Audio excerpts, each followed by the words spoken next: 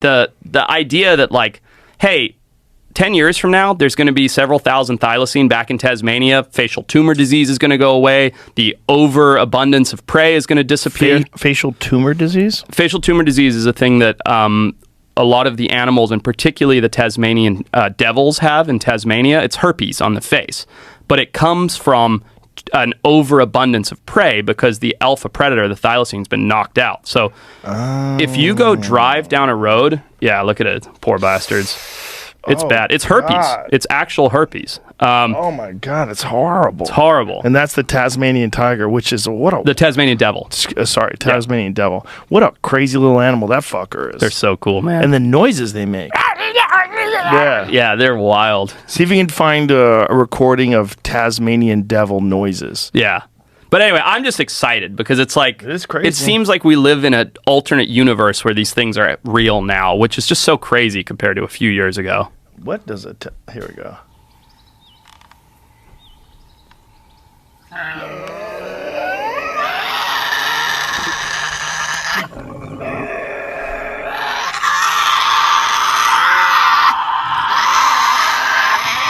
Look at those little fuckers.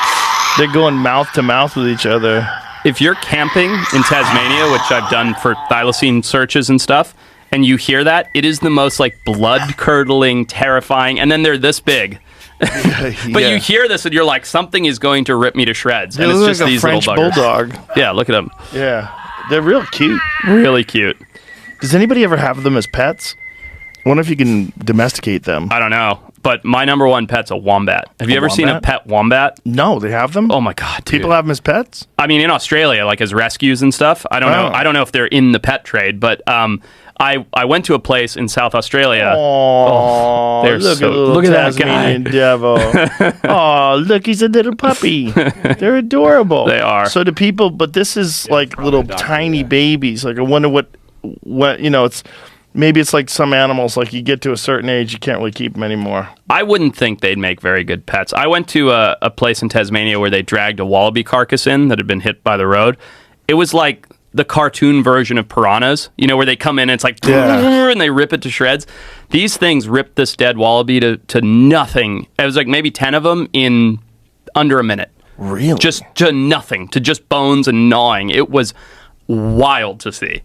Most people think of the Tasmanian devil as that cartoon. That's literally if people think about that, it's one of the only animals where the cartoon is more popular than the actual animal. Agreed. Yeah, agreed. Like I couldn't pick that animal out of a lineup.